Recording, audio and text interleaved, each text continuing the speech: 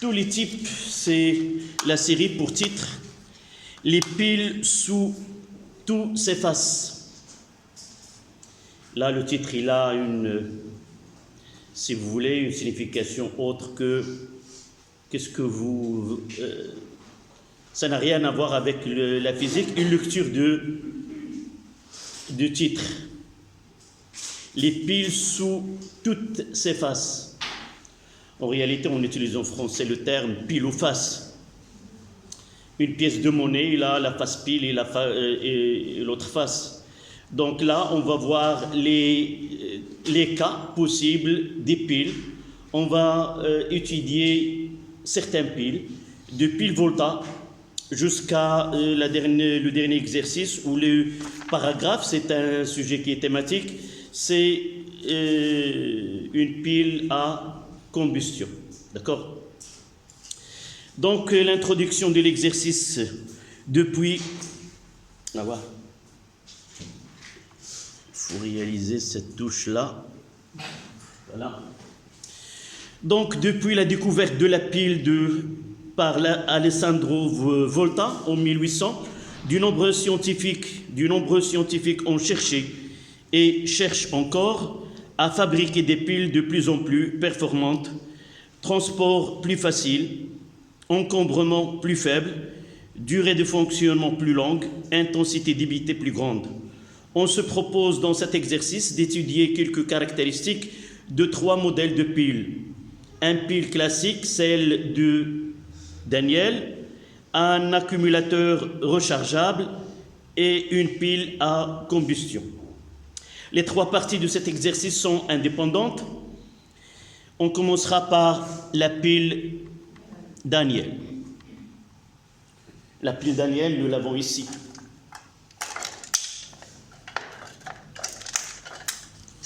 Voici la pile Daniel comme il a formé. Donc, conçue en 1836 par le physicien britannique John Daniel, elle met en jeu 2 couples Zn2+ sur Zn et Ce2+ sur Cu. Elle offre l'avantage sur la pile de Volta de délivrer un courant constant. Initialement, les 2 solutions étaient séparées par une paroi de terre poreuse. Cette paroi fut remplacée par une feuille de parchemin permettant à la pile de débiter un courant plus intense. Le modèle présenté sur la feuille, est-ce que vous avez, évidemment, vous avez la version électronique de l'énoncé. En bas de la feuille, il y a ce schéma-là. Ce n'est pas celle qui est conçue pour la première fois. Donc, le modèle présenté sur la feuille annexe à rendre avec la copie, c'était un devoir. C'est pour cela qu'il va être annoté et rendu avec la copie. Mais pour nous, ce n'est pas le cas. Est constitué de 2 demi-piles reliées par un pont salin de nitrate de potassium K+, plus NO3-. Les solutions aqueuses de sulfate de zinc et de sulfate de cuivre utilisées ont la même concentration molaire en ion Zn et en ion Cu. L'électrode positive est celle de cette pile et l'électrode de cuivre. Là, ils nous ont donné l'information sur la polarité par phrase. On n'a pas donné d'appareil de mesure, ni ampèremètre, ni voltmètre. Directement, l'électrode en cuivre, c'est le pôle positif. 1,1. Légendez le schéma de la figure 1 en donnant la nature de chaque électrode, la nature des ions métalliques présents dans les béchers et le sens conventionnel de courant et le sens de mouvement des électrons. Donc le schéma, la voici. C'est déjà, il y a des points à remplir. D'abord, ce qu'on disait dans le texte, c'est, voici le vase.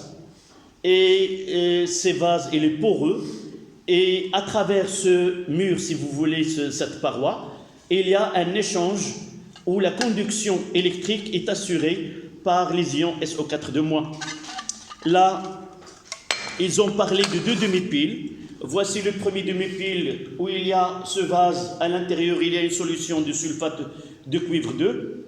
Cette solution il est de coloration, comme la coloration de sulfate de bleu, tout simplement. Donc l'électrode en cuivre, dans une solution de sulfate de cuivre 2, caractérisée par cette coloration due aux ions Ce2+ aqueux, qui donne cette teinte bleue.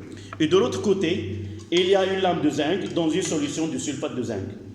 Ce n'est pas la peine de réaliser un pont salin avec soit du papier, soit un tube en verre ou autre. Directement, c'est à travers cette cloison, si vous voulez, ce mur-là, que la conduction électrique est assurée. Évidemment, comme vous remarquez, sans qu'il y ait échange entre les deux compartiments. Celle-là reste incolore et l'autre, à l'intérieur, la solution de sulfate de cuivre 2 reste toujours bleu. C'est-à-dire que ce mur-là, ou ce vase poreux, ne peut pas laisser, les dimensions de ces pores ne laissent pas passer les ions Ce2+, ou les ions Zn2+, puisque les dimensions de ces ions métalliques, elle est plus grande. C'est pour cela qu'on a choisi ce vase qui joue un double rôle. Évidemment, dans le texte, on parlera un petit peu, dans le texte, celle-là vient juste après celle de Volta, la pile Volta. Et la pile Volta a été conçue à partir de savant médecin qui est Galvani. Galvani, il a donné l'idée, concrétisée par Volta, mais vous allez trouver des exercices qui parlent de, même en cours, on l'a fait, que la pile Volta, c'est Zn, dans un verre de Zn qui contient des ions Zn2+, un pont salin, l'autre bécher contient des sulfates de cuivre 2 avec une électrode en cuivre. En réalité, ce n'est pas l'authentique pile Volta. Volta, il a fait au début des rondelles de deux métaux différents, séparés par un carton imbibé d'eau salée, et à partir de là, ce qui se produit au niveau de la plaque de zinc, c'est une réaction entre l'eau, H2O, et Zn, ce qui donne la formation de H2. Et non pas ce que nous faisons ce que vous avez fait sur le cahier, c'est une amélioration, si vous voulez, de la pile Volta. Parfois, on donne l'idée de savon, on la conserve, même si on change la conception de cette électrode. Pourquoi ? Parce que dans le texte, ils ont dit que Daniel, il a essayé de surmonter les difficultés que la pile Volta avait rencontrées. Et c'est ce gaz-là qui donne cet inconvénient, parce que le gaz, il couvre l'électrode et il empêche les ions d'arriver à la plaque pour se produire de la réaction.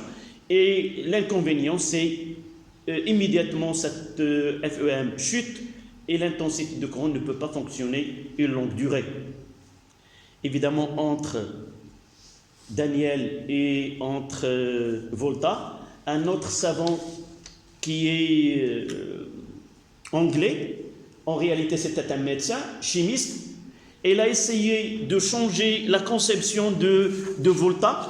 Volta avait la conception de réaliser un empilement, des rondelles séparées par, on peut mettre du feutre imbibé de l'eau. Cette eau, elle sèche, ces feutres sèchent avec le temps. Une fois pressée, l'eau peut sortir et par la suite n'était pas très convenable à utiliser.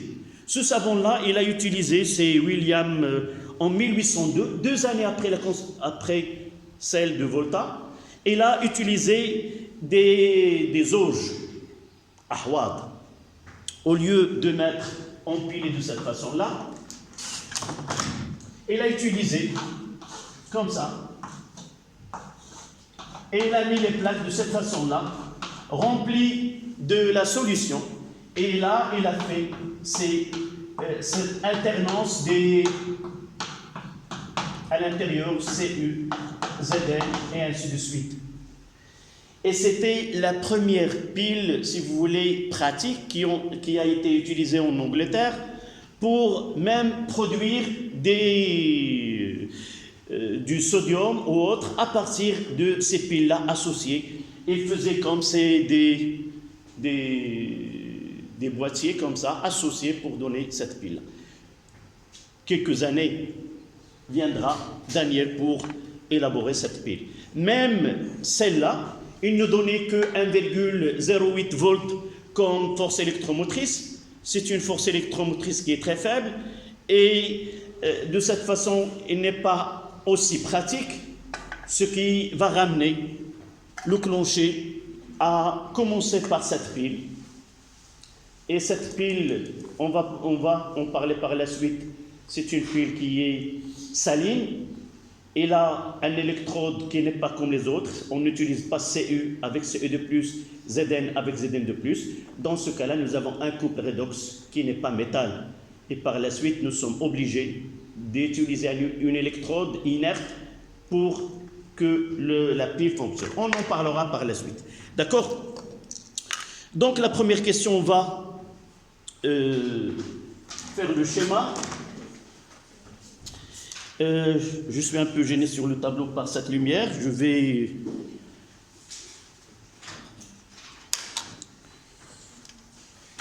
Donc la première question. Je refais ce schéma-là. C'est 1, 1.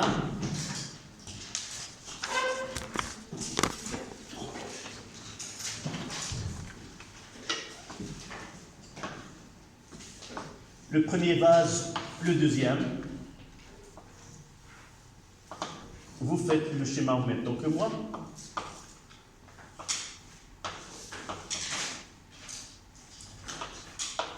J'ajouterai un ampèremètre là,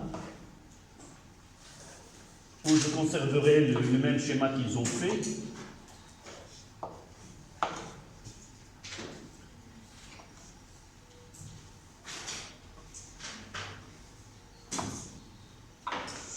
Je mettrai de couleurs différentes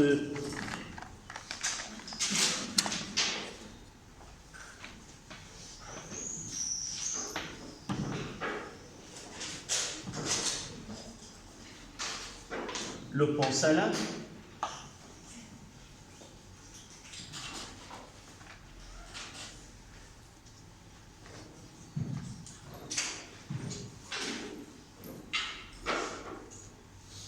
Ils ont fait, je mettrai le nom ici, solution 2. Là, c'est le pôle négatif. Donc, nous avons l'information que le pôle positif, c'est le cuivre. Donc, là, c'est plus, je mettrai Cu. Et là, c'est moins, je mettrai Zn.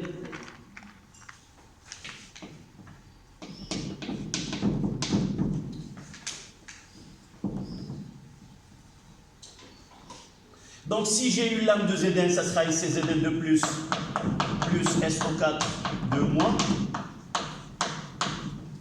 Et là, j'aurai Cu de plus SO4 de moins.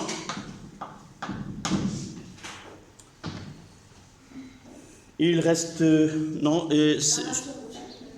oui, je mettrai là. C'est Zn. C'est une oxydation, c'est une anode. Là, c'est une cathode. Comment j'ai pu identifier qu'il s'agit de l'anode? Oui, donne-moi cette justification.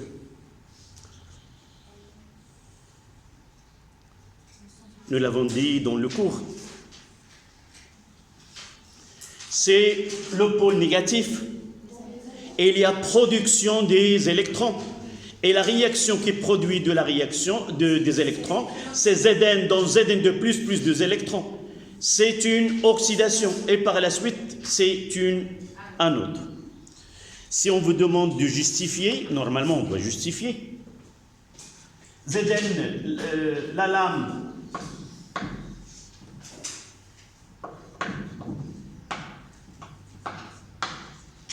de Zn, c'est une anode, c'est-à-dire que Zn donne Zn2 plus 2 électrons. E, je mettrai là, c'est une oxydation. Oxydation, et j'ajouterai anodique.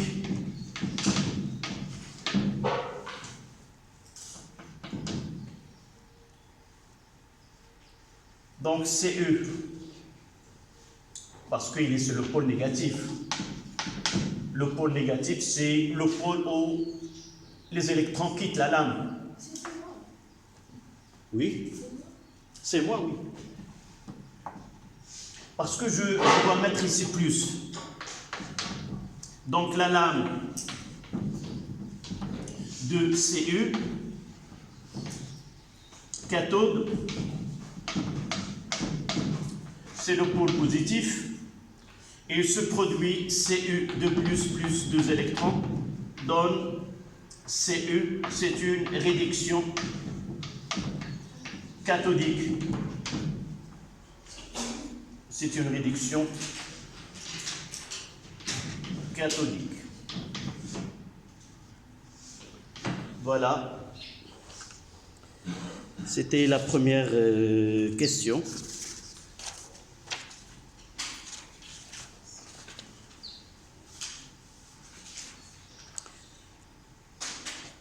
Évidemment, comme dans l'introduction, on ne s'arrête jamais à faire évoluer ces piles. Jusqu'à maintenant, le dernier prix Nobel a été l'objet de l'électrochimie et de la pile, si vous vous rappelez. Et un des candidats était un Marocain, c'est Rachid Azami. C'est le père de batteries lithium.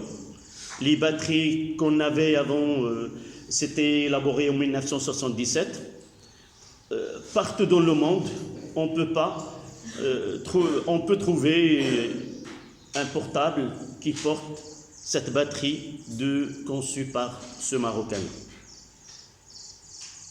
Nous étions très touchés parce qu'ils n'ont pas été, à cause de la différence d'âge entre les deux lauréats. L'autre, il était très âgé, jusqu'à 90. On donnait la chance à celui qui est plus jeune, relativement évidemment, dans l'avenir qu'il peut avoir une récompense. Peu importe, c'est un grand savant. Donc c'était la question 1.1. Ah oui, elle reste le sens conventionnel du courant et le sens des électrons. Donc là, c'est le pôle positif, on mettra I là, et on mettra le sens conventionnel du courant électrique. Les électrons, on les mettra dans le sens contraire. Et ils nous ont fait là le K+, c'était K plus NO3-. Donc, si je suis le sens de courant dans ce sens-là, dans le pont salin, le sens de courant, elle est comme ça. Ainsi, les ions positifs auront le même sens, c'est-à-dire K plus ici. Donc là, c'est K plus. Et là, ça sera NO3-, l'ion nitrate.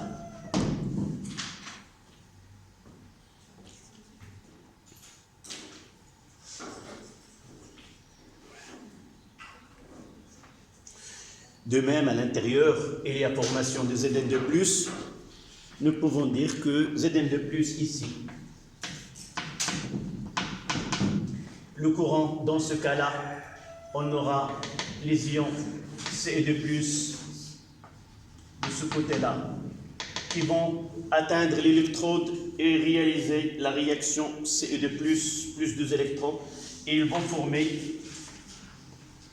deux coups sur la lame. Là, il y a la lame, il sera usée. Je vais vous montrer cette lame en zinc qui a fonctionné depuis longtemps. Tout le matériel que j'apporte ici, c'est très très ancien, c'est rare parfois de trouver des telles piles quelque part. Et vous voyez ce côté-là, ils sont usés. Donc au cours de temps, c'est pour cela qu'on utilise une électrode de grande masse, c'est-à-dire pour favoriser un maximum. C'est ça ce que nous avons fait, ce que les savants ont conçu. Pour les piles, on parlera aussi par la suite des piles. Celles-là, ce sont des piles alcalines. Il y a les piles salines. Celles-là, ces deux, ils durent. J'ai essayé j'arrive pas à l'ouvrir et de vous montrer ce qu'il y a à l'intérieur. Toujours, mes doigts sont touchés par ces débris métalliques. Ne le faites pas chez vous. C'est pas facile à faire. Ces deux, c'est une amélioration des piles que je vous ai montrées qui sont moins chères, qui durent que relativement à celle-là. On en parlera. Pourquoi? J'aimerais bien que vous me donniez la réponse. Pourquoi ces piles qui sont alcalines durent plus longtemps que celles des piles salines, des piles salines, et quelle est la différence entre les deux, entre les piles salines et les piles alcalines? Celle-là, elle est saline, celle-là, elle est alcaline. Le même constituant, les deux couples sont les mêmes. Les deux couples oxydoréducteurs mis en jeu, soit dans la pile saline, soit dans la pile alcaline, sauf on utilise là, on utilise un produit différent de celui-là, c'est-à-dire on utilise une base, et là, le milieu, il est acide, il est acidulé, et là, le milieu à l'intérieur réactionnel, il est de nature basique. D'accord? Donc, on revient à nous n'avons rien oublié pour la question 1.1. Donc, on passera à la question 1.2. Et nous l'avons déjà écrit, c'est écrire les équations de réaction qui se produisent en précisant sur chacune d'elles s'il s'agit d'une oxydation ou d'une réduction. Donc là, ça sera 1.2. La différence entre ce qu'on fait, la différence, ce qu'on demande nous, ce que demande celui qui a fait cet exercice, ou l'esprit des questions pour des élèves français ne sont pas les mêmes que sont posées pour vous. Pour eux, on se contente de dire voilà le pôle positif, voilà le pôle négatif, et c'est accepté. Généralement pour nous, toujours on veut que la réponse soit justifiée. Et c'est pour cela, pour dire, pour nous, dans un exercice ou dans un devoir que je vous donne, c'est rare d'accepter, de dire voilà l'anode, voilà la cathode, et on passe à la question suivante. Évidemment, on n'aura pas cette question posée. Donc pour nous, dire l'anode et la cathode, ça demande une justification. Et la justification, elle est ici. D'accord? Mais si vous avez un tel exercice, et vous allez lire la deuxième question qui demande les deux demi-équations, évidemment, ce n'est pas la peine de les faire là. S'ils ne sont pas demandés, vous les utilisez comme justificatif de votre réponse. Donc, voici 1.2, et nous avons même noté l'oxydation anodique et la réduction cathodique. En déduire l'équation de la réaction de fonctionnement de la pile. C'est 1.3.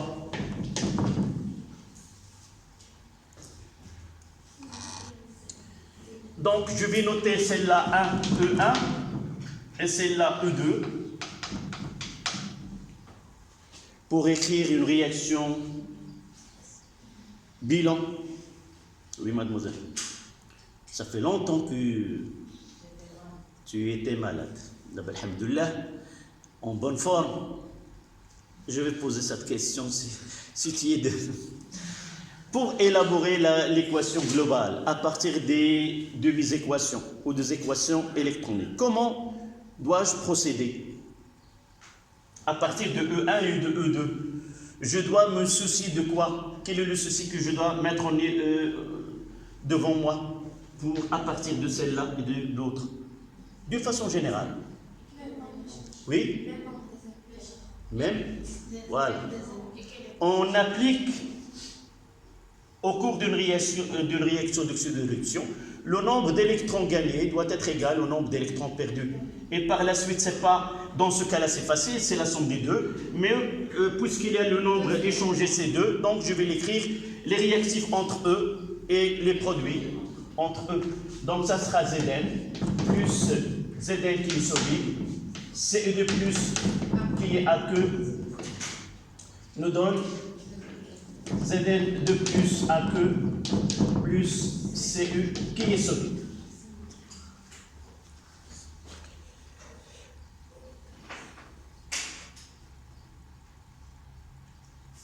Monsieur, Oui. on peut faire les deux flèches, parce qu'on ne sait pas est-ce que c'est l'essence. Oui.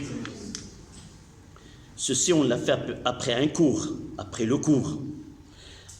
Au début, nous avons procédé comme si on ne savait rien. Mais nous avons donné un exemple, on ne peut pas traiter tous les cas.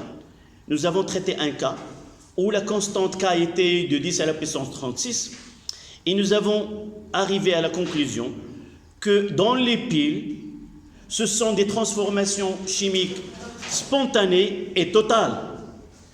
Mais pourquoi on fait, dans certains cas, pour les équations, c'est une convention. Là, ça n'a rien à voir avec ce qui se passe dans la pile ou dans la réalité.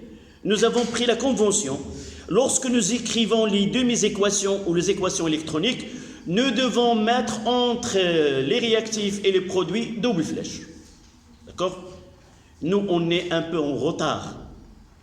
Maintenant, dans certains systèmes éducatifs, on n'utilise plus les flèches, on utilise égal. Et parfois, vous trouvez dans certains égal, ça veut dire quoi? Ça veut dire que cette réaction n'a rien à voir avec ce qui se passe, mais uniquement, il nous donne ce qu'on appelle la conservation de la quantité de matière ou cette loi de Lavoisier. Il n'y a rien de spécial dans cette équation. On ne sait pas ce qui se passe. Donc, on mettra ce qui est là est égal à ce qui est là. D'accord? Peut-être, prochainement, on changera de convention. D'accord? Voilà la question 1.3. On passe à la question 1.4. Donnez l'expression littérale de quotient.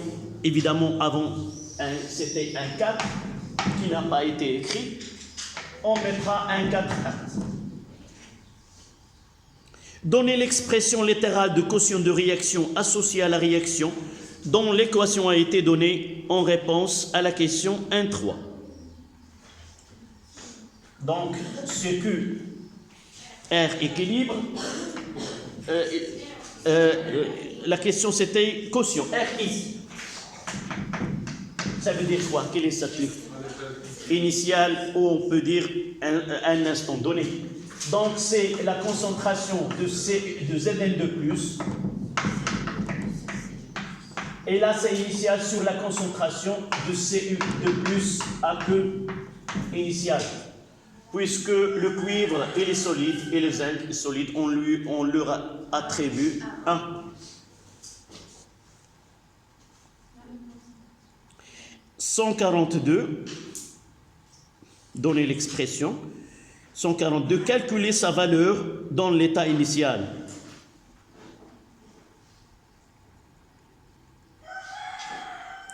Donc, évidemment, dans ce cas-là, ce I, c'est un instant donné, I, et là, I, c'est à chaque instant, on peut calculer le quotient de réaction.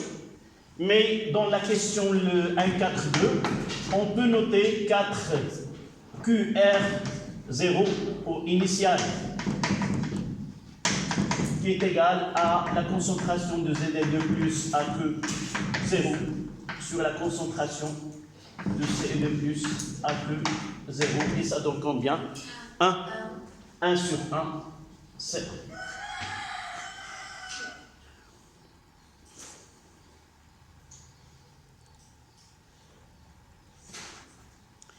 Est-ce qu'ils nous ont donné la valeur de la constante d'équilibre? Oui, 37, 1,1 à la puissance 37. Donc, ça sera l'objet peut-être de la question 143. Cette valeur est-elle en accord avec la polarité de sa pile indiquée dans l'énoncé? Donc, comment on doit répondre là?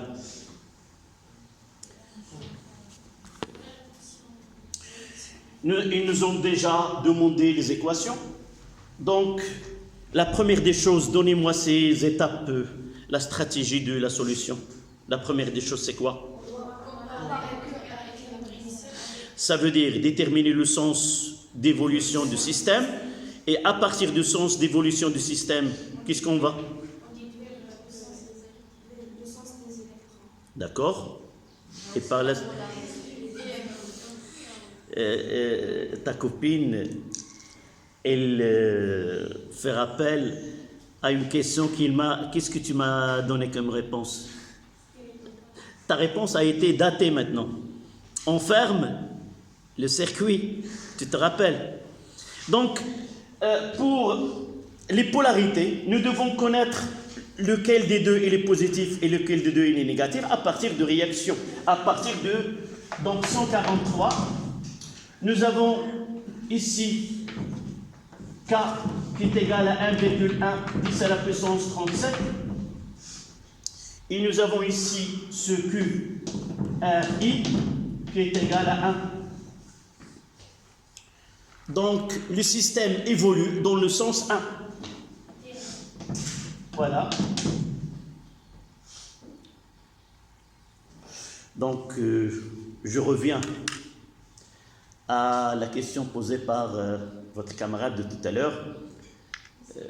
Pour toi, tu as raison de me signaler, il fallait mettre deux flèches là. Pourquoi? Dans cet exercice, oui. Non, c'est pas la réaction n'est pas totale. Rappelez-vous, dans certains cas, nous avons parlé de la réaction de dosage. Et nous avons dit, selon les exercices, on peut écrire dès le début avec une seule flèche. Quand est-ce? Non, à partir de lecture de l'énoncé. Lorsqu'on parle de on dose, on réalise un dosage. Le terme dosage donne droit à écrire l'équation de la réaction en une seule flèche. C'est ça. D'accord? Sinon, dans certains cas, on peut avoir un exercice, on fait réagir l'acide éthanoïque avec l'hydroxyde de sodium, et lorsque je lis les questions demandées, calculer X final, calculer X, ainsi de suite, calculer taux, que pouvez-vous en déduire? Dans ce cas-là, je n'ai pas le droit de mettre une seule flèche. Même je savais à l'avance, c'est une réaction entre un acide faible et une base forte, c'est une réaction qui est totale que j'ai vue dans le cours, qui m'a obligé de revenir vers l'arrière. C'est que cette question-là me donne, je dois faire deux flèches. D'abord quoi? D'abord savoir qu'il y a évolution dans le sens 1, et par la suite quoi? Puisque K elle est supérieure à 10 à la puissance 4, c'est une réaction qui est totale. D'accord? C'est pour mettre ce que nous avons étudié en application dans cette question-là. Donc, évolution dans le sens 1, dans le sens 1,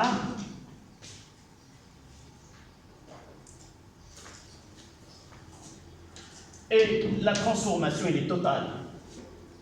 Et puisque Q R équilibre supérieur à 10 à la puissance 4, la transformation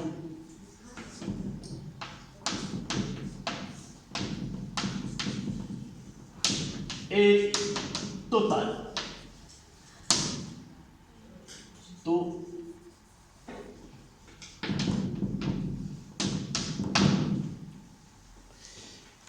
on ne va pas revenir vers l'arrière. Donc, dans ce cas-là, on dira que l'équation qui va se produire, c'est celle-là. C'est ZL plus CU de plus, une seule flèche, ZL de plus CU.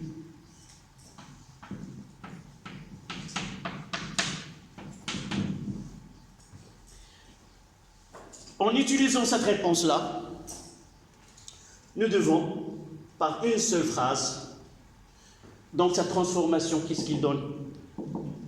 Le Zn subit une oxydation, c'est une anode, et il est le pôle négatif, tout simplement. De même, Ce2+, subit la réduction, donc c'est la cathode, et le porte, c'est le pôle positif. Donc c'est pour cela que cette question a été avancée avant, pour l'utiliser. Donc Zn subit l'oxydation anodique. Donc, c'est le pôle négatif. Et ça sera ECU, le pôle positif. Une petite remarque.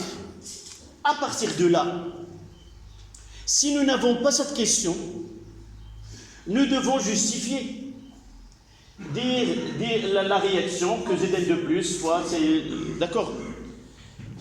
Nous avons utilisé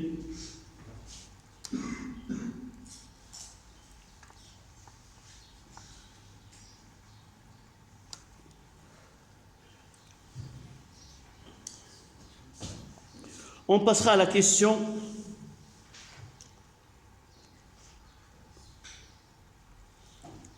donc on est en accord avec ce que nous avons déjà 1,43.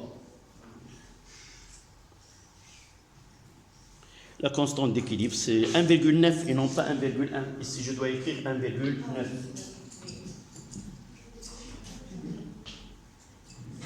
10 à la puissance 37. 1,5. Comment évolue 1,5. Comment évoluent les concentrations des ions dans chacune des béchères? C'est 1,5.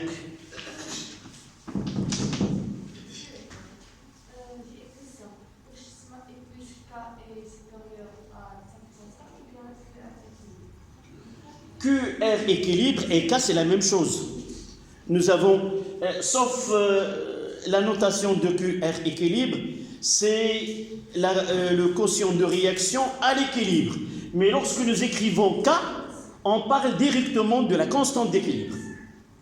Le quotient de réaction peut prendre n'importe quelle valeur. C'est pour cela que nous avons QRI. Et lorsque nous écrivons équilibre, c'est un cas particulier de cette grandeur qui est égal à K. D'accord? Tu peux écrire QR équilibre ou K.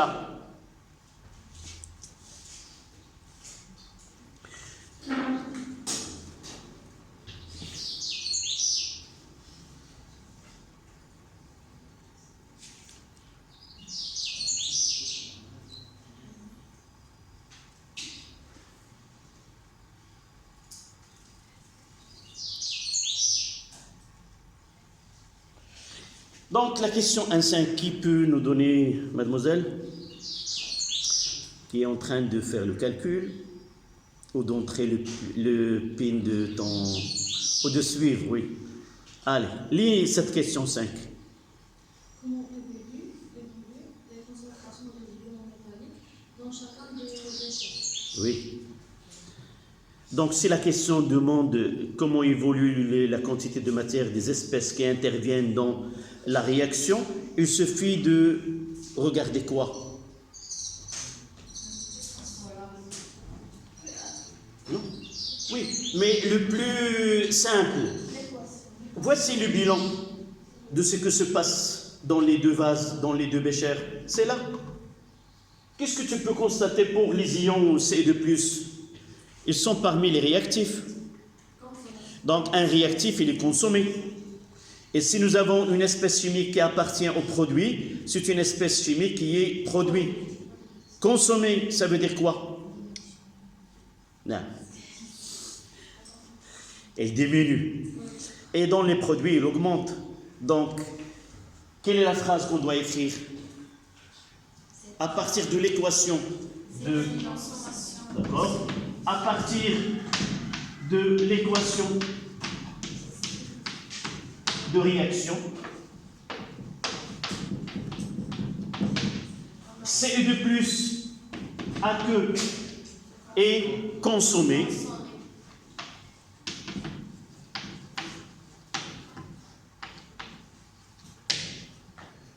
entre parenthèses, je mettrai que la concentration de Ce2+ diminue et Zn2+ est produit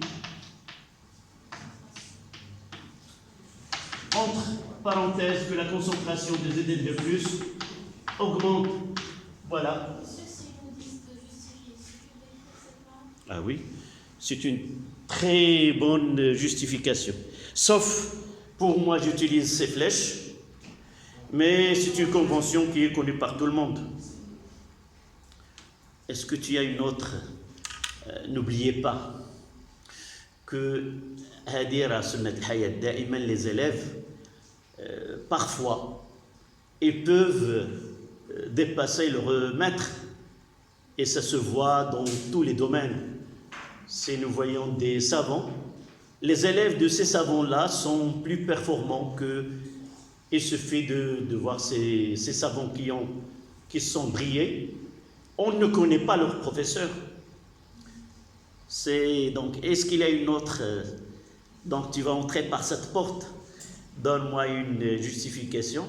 Parfois, je prendrai la réponse de mes élèves. Je ne la donnerai pas avec eux, mais avec d'autres classes.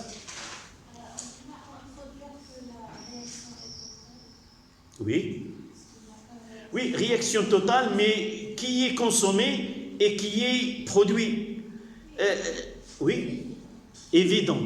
Oui, parfois évident, mais il faut la concrétiser par une phrase.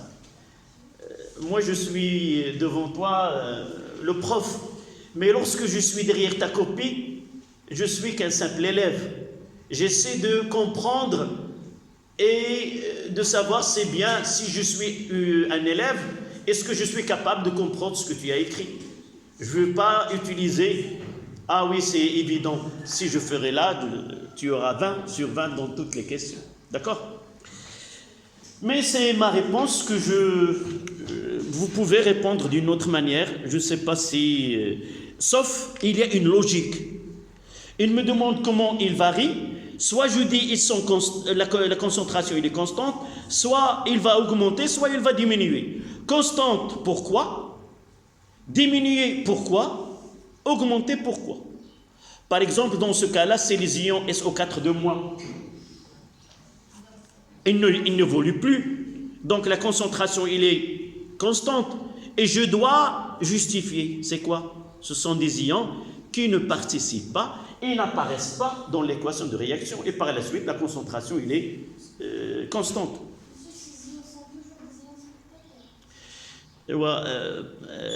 تصوري كديري واحد العرض انت كدير واحد العرض موسيقي ولا مسرحيه وما يكون قدامك حتى شي واحد كيتفرج ça sert à quoi en quelque sorte non en réalité les espèces on peut dans certains cas on ne peut pas avoir des espèces qui sont spectateurs mais généralement dans les solutions aqueuses rare que toutes les espèces participent parce qu'en réalité on fait entrer une espèce, nous avons besoin que de Zn2+ ou de Ce2+.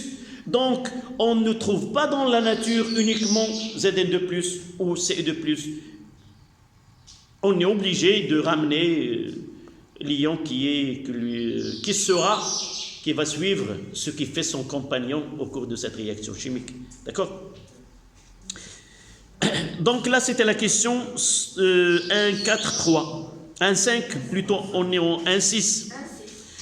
En déduire le sens de mouvement des ions présent dans le pont Salah. Évidemment, nous étions généreux pour la question 1A et tout ce que nous avons avec nous, nous l'avons... je l'ai, c'est pas vous, c'est moi le responsable.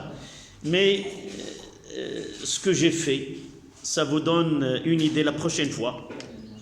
Ne répondez pas à la question sans lire la totalité de l'exercice.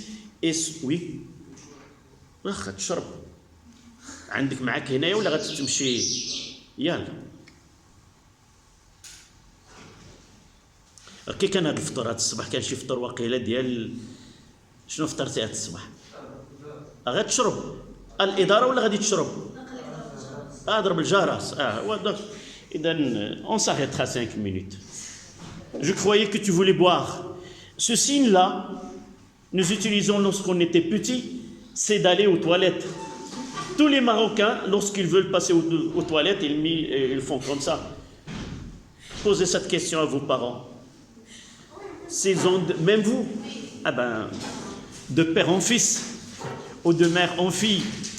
D'accord, 5 minutes.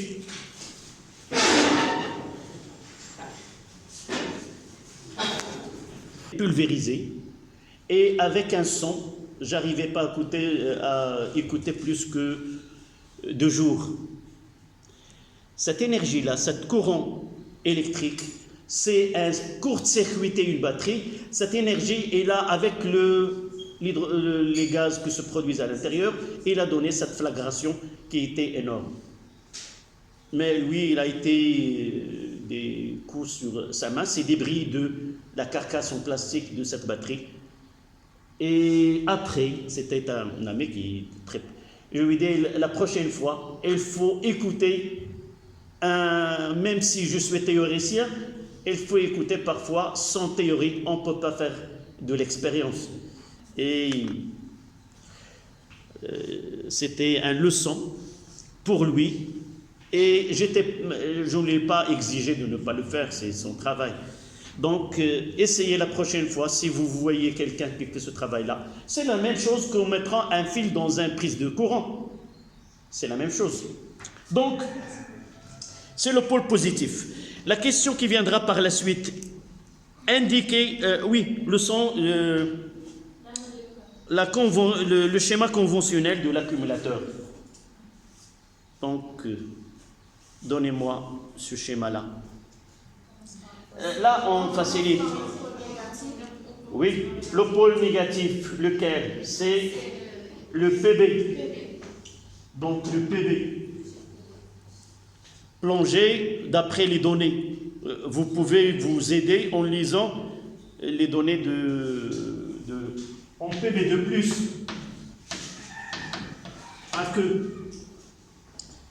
Il y a juste après. Évidemment, là c'est moins. Et de ce côté-là, ça sera plus. Évidemment, c'est PB. Qu'est-ce qu'on doit écrire là? À partir de ce que nous avons, c'est le PB O2.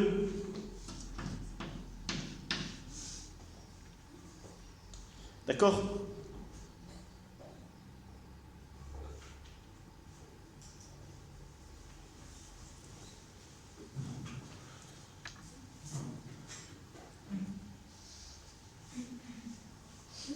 Vous avez oublié un peu. Hein? Ici. Voilà.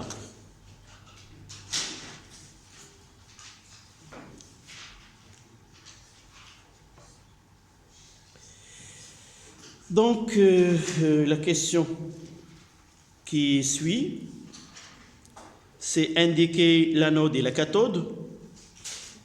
Donc, là, on peut,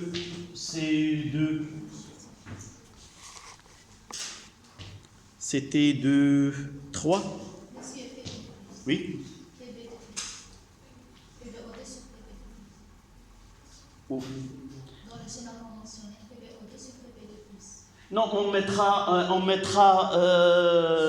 mettra pas le produit, on mettra c'est ce qui est... on verra par la suite pour ce qu'il est Pb2+, parce que ce dipôle, il peut faire la réaction inverse de celle-là. Lorsque, au cours de fonctionnement, qu'est-ce qui se produit? C'est une très bonne question pour voir ce qui se produit au niveau de la batterie lorsqu'il est en train de se décharger. Lorsqu'il fonctionne si vous voulez, en régime générateur, qu'est-ce qui se produit? Cette plaque de plomb, elle s'use et le plomb passe de l'atome à l'ion. Et là, cette couche qui est formée sur réagit et passe de Pb2 à Pb2+. Lorsqu'on charge la batterie, qu'est-ce qui va se produire? Le Pb2+, il va se déposer sur Pb. Et le Pb2+, là, que tu viens de dire, il va s'oxyder et reformer PbO2. D'accord? Donc la question qui vient par la suite indiquer la cathode et l'anode, c'est la question 2.3. L'anode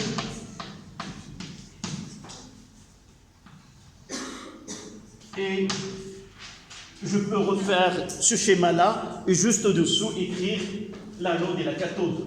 Donc Pb là moins Pb2+, PbO2, Pb. Là, c'est l'anode.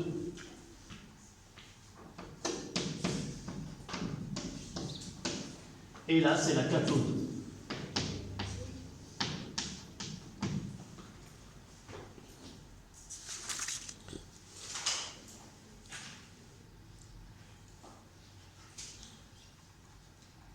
C'était la question 2.3.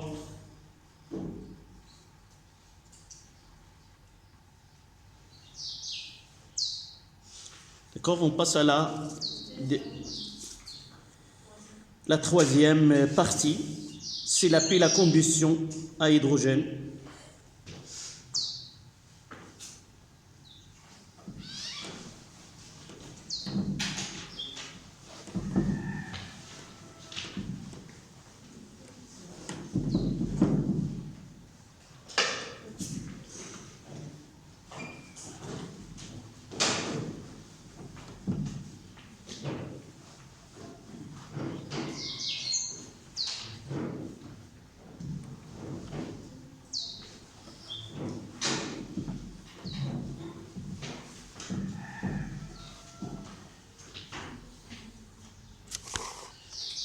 Donc la troisième partie, la pile à combustion à hydrogène. Si le principe de la pile à combustion est connu depuis 1839, ce savant-là, il a toujours, vous allez entendre occasionnellement, il travaillait sur un phénomène qu'on va l'étudier par la suite, c'est l'électrolyse de l'eau. Et lorsqu'il a coupé le courant électrique, il a constaté qu'une réaction inverse se produit. Et la consommation de l'hydrogène, de gaz hydrogène et du gaz O2 a fait manifester une tension, si vous voulez, une force électromotrice. Il a fait la remarque, mais personne n'a poussé cette remarque vers la concrétisation. C'est pour cela qu'on parle, et on reviendra à l'idée que vers 1850. Donc, si le principe de la pile de combustion est connu depuis 1839, vous avez entre parenthèses les deux savants qui ont essayé de travailler sur cette idée-là. Ce n'est que dans les années 1950 que Francis Bacon réalise les premiers prototypes. Les piles à hydrogène, alimentées en électricité les missions Apollo, qui permirent, oui, j'ai un concurrent avec moi dans cette salle, soit que ce que je dis ne... Oui? Oui? Qu'est-ce qu'il dit? Oui, madame. Donc, j'en ai deux. Là, oui, c'est un couple ici.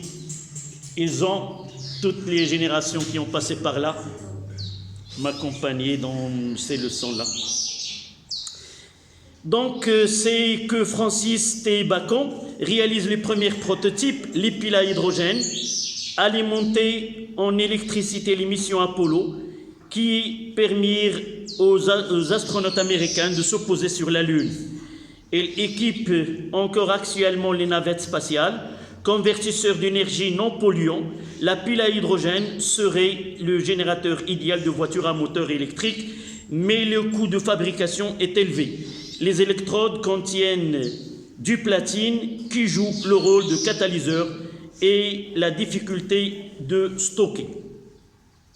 Une cellule de pile à hydrogène est constituée de deux électrodes poreuses séparées par un électrolyte acide dans le cas présent. À la borne négative, le dihydrogène réagit suivant l'équation. En réalité, on ne donnera pas les deux équations. Dans ce cas-là, ils ont été donnés parce que c'est facile d'écrire les deux équations. Il nous donne l'équation qui fait passer H2 en H+, plus des électrons. Et la borne positive, le dioxyde réagit suivant l'équation. O2 plus 4H plus 4 électrons nous donne 2H2O. L'équation de fonctionnement de la pile s'écrit. Des essais montrent qu'une voiture munie d'un moteur électrique alimenté par une pile à hydrogène consomme 2,5 kg de dihydrogène pour parcourir 500 km en 6h40.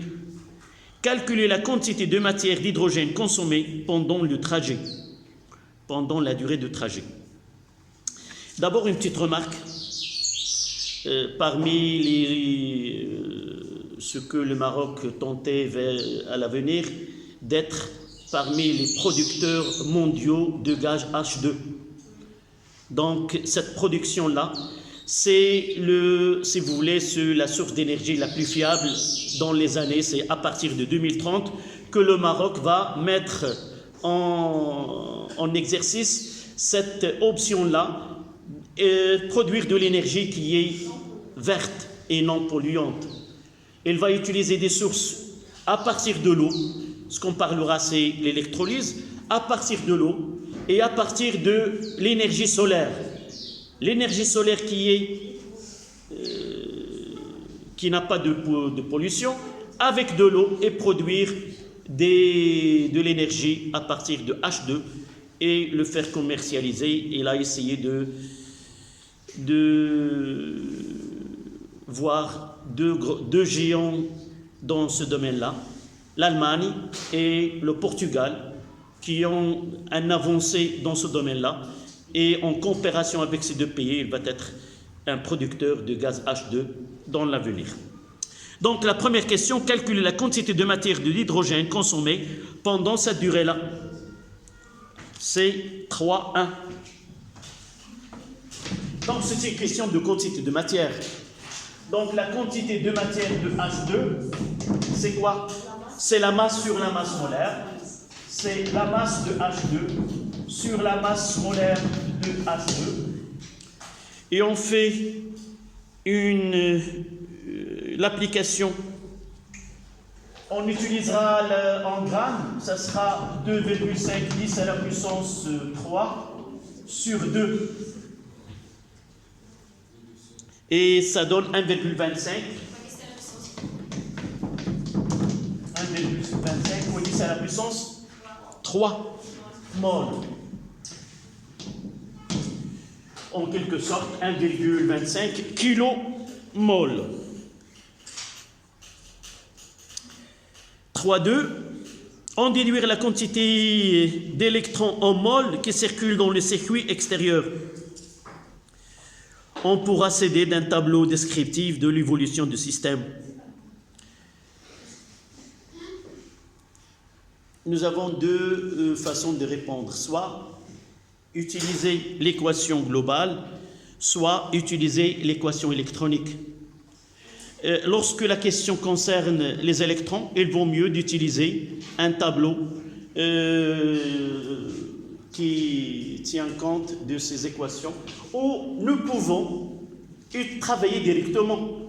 Donc là où il y a l'hydrogène, ils nous ont donné l'équation. C'est quoi? C'est 2H+, non, c'est H2, gaz, donc 2H+, plus 2 électrons. Et la réponse la plus simple, c'est quoi? C'est relier la quantité de matière entre les deux. N de H2 sur 1 est égal à N d'électrons sur 2. Et de là, c'est la réponse la plus simple. Ils nous ont dit, vous pouvez, donc ce n'est pas obligatoire, mais c'est la question, dresser le tableau et calculer, là vous êtes obligé d'utiliser ce tableau. Donc Ne, ça sera 2, N de H2. Et par la suite, la quantité de matière, ça sera 1,25 fois 2, c'est combien? 2,5 10 à la puissance 3 mol. Voilà la quantité de matière d'électrons qui circulent dans le circuit. Question 3.3. Calculer la quantité d'électricité débitée par la pile, puis l'intensité de courant supposée constant pendant la durée de trajet. C'est la question, là c'est la question 3.2. Là, la question 3.3. Comment peut-on? La question c'est la quantité Q, c'est quoi? La quantité de matière d'électrons est égale, nous l'avons déjà, c'est Q sur F. Et voyons s'ils nous ont donné F, oui. Ils nous ont donné un Faraday, c'est 9,65 10 à la puissance 4. Donc j'ai la relation prête à utiliser. Donc Q est égal à N fois F. Ce n'est pas la peine de l'écrire comme ça, vous pouvez écrire F. Donc ça sera 2,5 10 à la puissance 3 fois 9,65 10 à la puissance 4. Et ça sera en coulombs. C'est combien? C'est à peu près 2,4 10 à la puissance 8 coulombs. 2,4, oui.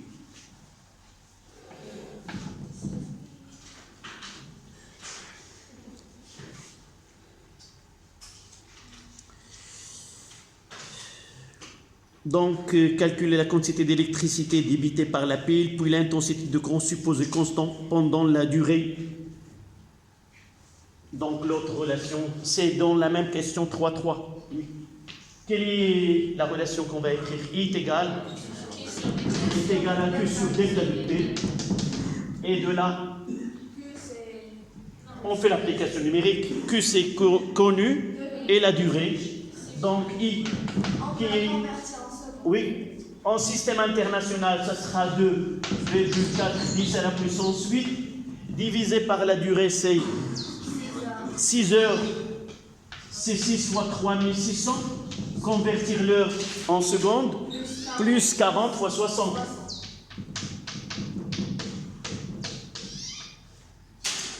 Et ça donne une valeur I égale 10 à la puissance 4. Ampères, c'est-à-dire I égale à 10 kA. Vous voyez que c'est une intensité énorme.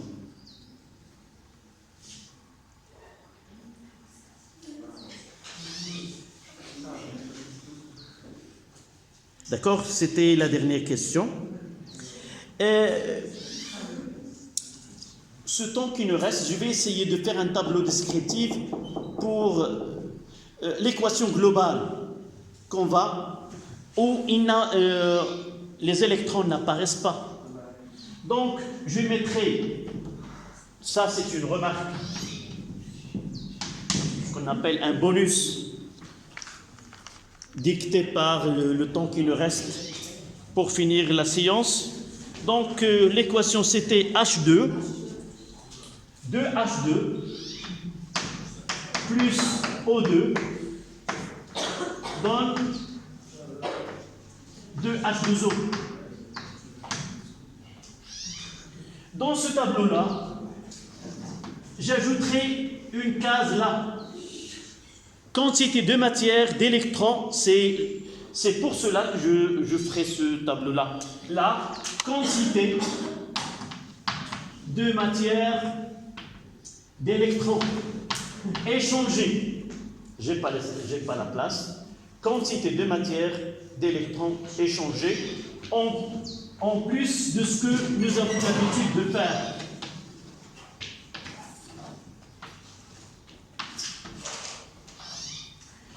Là, c'est N0, des N01, N02, et là, c'est en excès.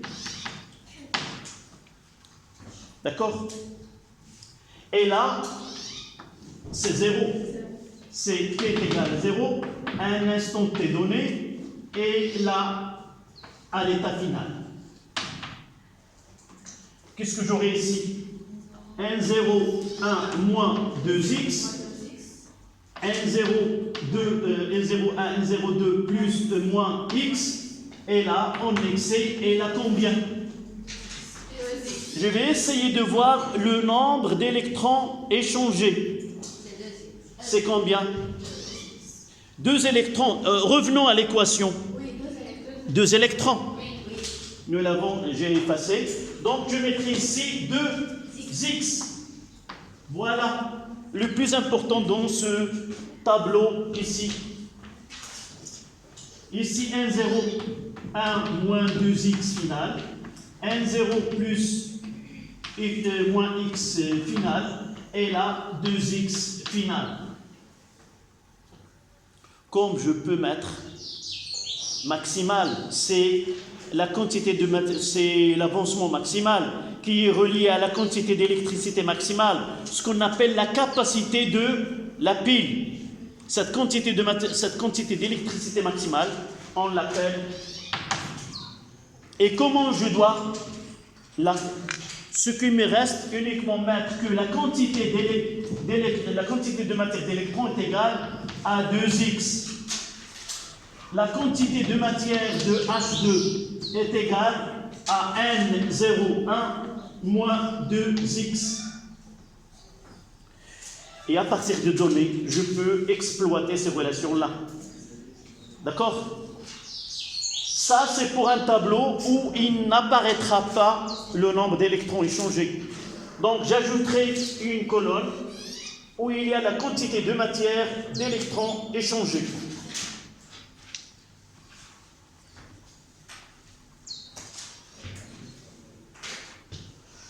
Je vais donner une équation.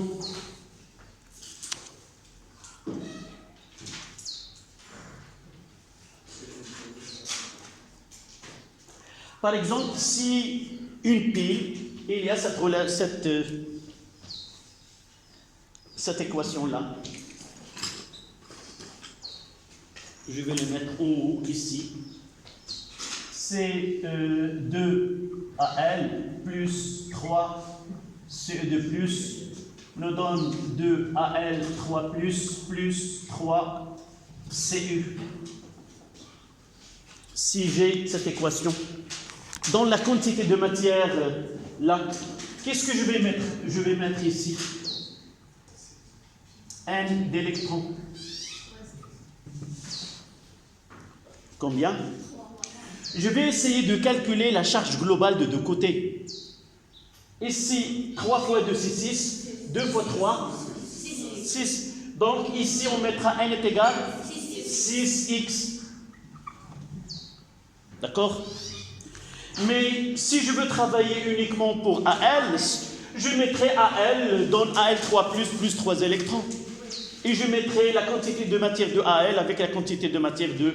Là, c'est uniquement si nous voulons travailler sur l'équation globale d'oxydoréduction mise en jeu. J'ajouterai cette colonne-là où je mettrai quantité de matière échangée. Si les espèces sont des ions, c'est facile de connaître. Quand la charge globale des réactifs doit être égale au produit, c'est à partir de ce nombre d'électrons gagnés doit être égal au nombre d'électrons perdus que nous avons fait cette équation. 3 fois 2, c'est 6. 2 fois 3, c'est 6. Donc, la quantité de matière, ça sera 6. D'accord? Toujours, il faut procéder ainsi. Donc, on est arrivé à temps. Cette fois-ci, je n'ai pas retenu. Essayez la prochaine fois de me faire signe que le temps est écoulé ou que le temps de la récréation, comme on dit en arabe, al-hadithu de shujud. C'est-à-dire, j'arrêterai pas à parler de la physique, mais vous, non, parfois vous en aurez assez. Donc si le temps de la récréation est venu, dites-le. Et si le temps de la séance est achevé, dites-le aussi. D'accord? C'était ta remarque tout à l'heure. D'accord. La prochaine fois, tu me dis, monsieur, c'est le temps de la récréation. Non, ishara, c'est difficile de lire un signe. C'est difficile. Il faut que ce signe soit